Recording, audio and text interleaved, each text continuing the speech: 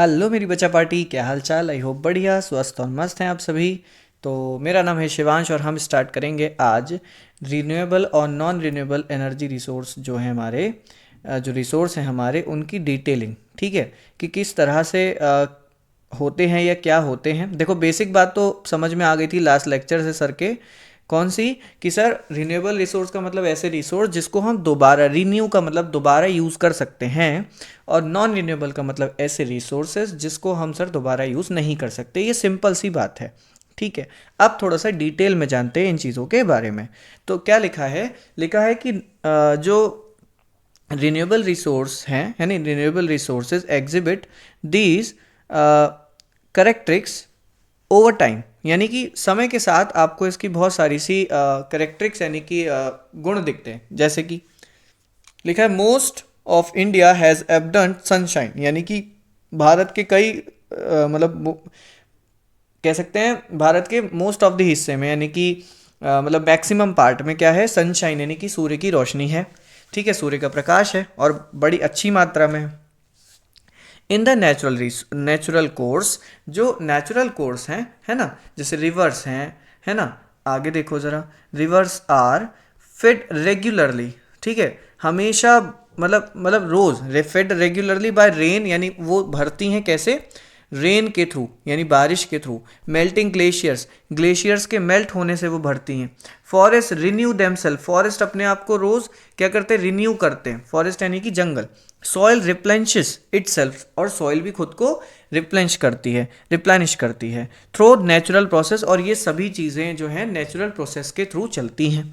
ठीक है भाई। जैसे कि यहाँ पर जो देखो एक आपको पिक्चर दिखाया गया, पिक्चर में क्या कर रहा है? Offering arghyam to Surya the sun god in gratitude. एक पर्सन क्या कर रहा है? एक भगवान सूर्य को अर्घ दे रहा है। ठीक है, तो ये काम आपने अपने घर पर भी देखा होगा। एक बड़ी अच्छी आदत होती है कि हम नहा धोकर भगवान सूर्य को क्या दें? अर्घ दें, जल दें। मतलब ये एक तरीके से थैंक यू बोलना होता है कि आपने हमारी पृथ्वी पर इतनी बड़ी मात्रा में इस ऊर्जा को दिया हुआ है। ठीक है, तो वही काम ये व्यक्ति कर रहा है। क्या लिखा है? कि solar energy, wind energy, energy from flowing water, यानी कि सूर्य से मिलने वाली ऊर्जा, हवा से मिलने वाली ऊर्जा। Energy from the flowing water, पानी के बहने से जो ऊर्जा मिलती है। टिम्बर फ्रॉम द फॉरेस्ट, यानी जो लकड़ी हमको जंगलों से मिलती है। Are renewable resources as long as we are able to manage them in sustainable manner. कहा ये चीज़ें हमेशा हमारे लिए रिन्यूएबल रिसोर्सेज रहने वाली हैं, एज लॉन्ग एज, यानी जब तक we are able to manage, यानी जब तक हम इनको मैनेज कर सकते हैं in a sustainable manner.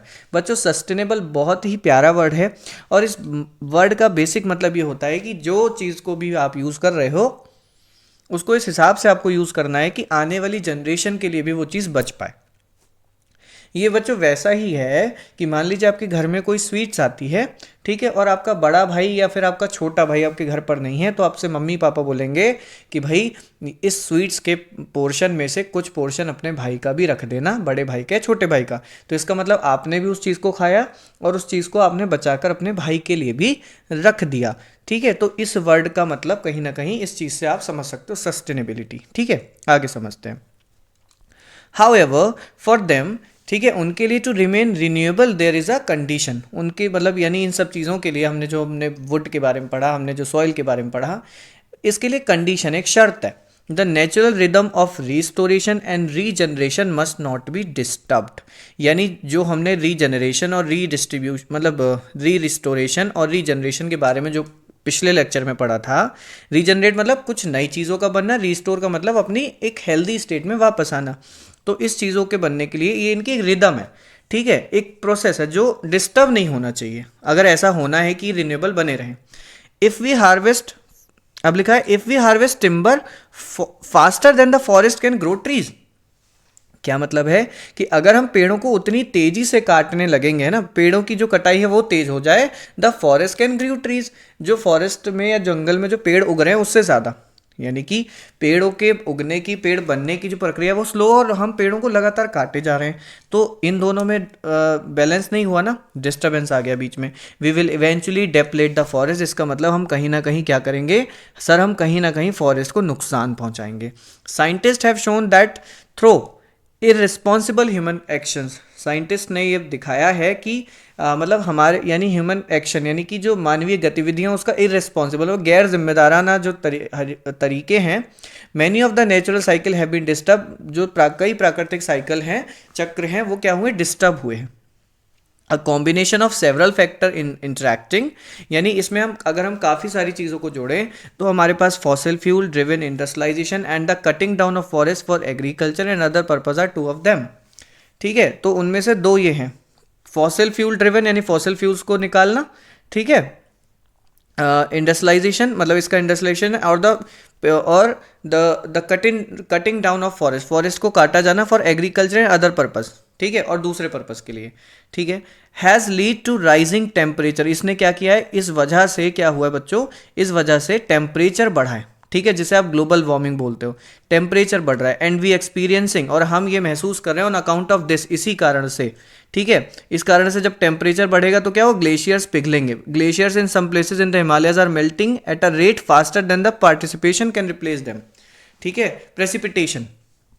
Precipitation उनको रिप्लेस करे, उससे ज़्यादा तेज़ी से क्या हो रहे हैं, हमारे जो ग्लेशियर्स हैं वो पिघल रहे हैं। This has implication on water security, ठीक है, ये क्या है, वाटर सिक्योरिटी पर है, ठीक है। For the population for the population living in the plains depend on the water टार, ठीक है, जो उस लिविंग पॉपुलेशन की सिक्योरिटी के लिए है, ठीक है। इन द प्लेन्स, जो कि प्लेन्स यानी कि समतल पर रह रहे हैं, यानी कि जैसे आप और मैं प्लेन्स पे रह रहे हैं, ठीक है। Depend on the water tower, जो उस वाटर टावर पे कहीं ना कहीं डिपेंड है, निर्भर है, ठीक है। तो ये वाली बात यहाँ पर बताई गई है, आगे समझते हैं, ठीक है।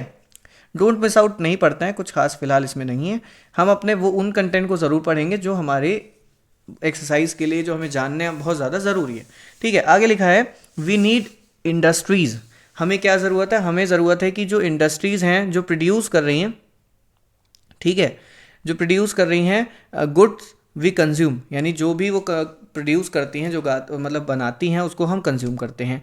The process also create waste, और इस प्रोसेस में क्या होता है, जो चीज़ बनती है उसमें कुछ ना कुछ वेस्ट भी क्रिएट होता है, जैसे घर में सब्जी बनती है तो छिक्कल निकलते हैं ना, वैसा ही। दैट आर फ्रीक्वेंटली डिस्चार्ज, और जो लगातार क्या हो रहा है, नदियों में डिस्चार्ज किया जा रहा है। ये जो पिक्चर आपको दिखाया गया है, इस क्या दिख रहा है, गंदगी जो है नदियों में बहाई जा रही है, इन अदर वाटर बॉडीज़, और दूसरे जो पानी की बॉडीज़ हैं, जो स्रोत हैं उनमें। Often these waste cannot decay to become the food of some life form, ठीक है। प्रायः क्या है कि these waste cannot decay, है ना, कि वो किसी लाइफ फॉर्म का क्या ना बन जाए, वो फूड ना बन जाए। इंस्टेड, इसके बजाय it leads to a disturbance, इसके बजाय ये क्या कर रहा है, ये डिस्टर्बेंस क्रिएट कर रहा है नेचर की साइकिल में for of restoration and regeneration, जो वर्ड आपने स्टार्टिंग में पढ़े थे, रिस्टोरेशन और रीजनरेशन की जो नेचुरल साइकिल है उसको ये चीज़ें क्या कर रही हैं, डिस्टर्ब कर रही हैं, ठीक है।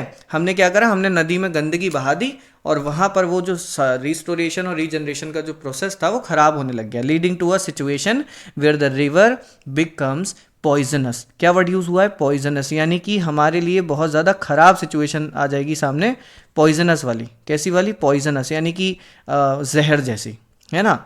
And can not support life, और इससे तो जीवन बिल्कुल भी चल नहीं पाएगा, इससे जीवन बिल्कुल नहीं चल पाएगा। सर बात समझ में आ गई, यहाँ तक क्लियर है। अब नॉन रिन्यूएबल के बारे में भी जान लेते हैं। तो non renewable resource are created over long period, लेकिन जो नॉन रिन्यूएबल होती है, यानी कि जिनको हम दोबारा यूज़ नहीं कर सकते, उनको बड़ा लंबा समय लग जाता है बनने में। दे कैन नॉट बी रेप्लेनिश्ड, ठीक है, मतलब रिप्लेनिश्ड, उनको वापस से बना नहीं सकते at the rate we use them, उस तेज़ी से जिससे हम उनको यूज़ करते हैं। एग्जाम्पल के लिए फॉसिल फ्यूल में क्या आता है, कोल और petroleum, and minerals and metal, ठीक है, यानी कि खनिज और जो धातुएं हैं, जैसे मेटल में जैसे कौन कौन सी, जैसे आयरन, कॉपर, गोल्ड, ठीक है, आर नॉन रिन्यूएबल, इनको यूज़ करने के बाद दोबारा आप यूज़ नहीं कर सकते।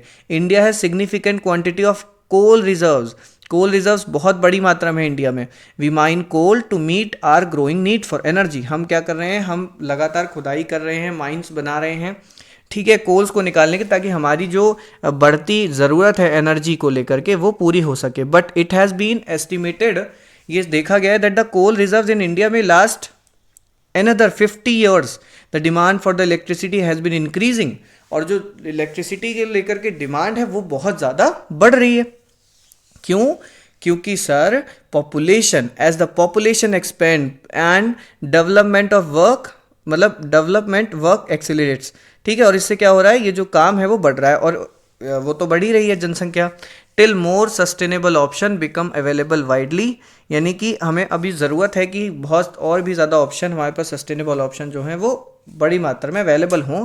We need to use the coal we have judiciously. Judiciously का मतलब यहाँ पर बच्चों सिंपल सी बात ये है कि हम जो यूज़ कोल का कर रहे हैं, we need to use the coal we have judiciously, ठीक है, जिस ज़रूरत, जितनी ज़रूरत है उतनी तरीके। ये बच्चों वैसा ही है कि आपने वॉश बेसिन की टंकी ओपन की और मतलब स्टार्ट की और आपने उसको यूज़ कर लिया और उसको बंद कर दिया, ठीक है, जुडिशियसली, और वहीं आप क्या कर रहे हो कि आपने यूज़ कर लिया है, उसके बाद भी आपने उस टैप को बंद नहीं किया, ठीक, तो वही वाला वर्ड यहाँ पर लिखा है। तो आज हमने रिन्यूएबल और नॉन रिन्यूएबल को डिटेल में पढ़ लिया है। आगे का टॉपिक नेक्स्ट क्लास में डिस्कस करेंगे, तब तक आप इसको कीजिए revise. Till then keep learning, keep watching. Thanks for attending the session.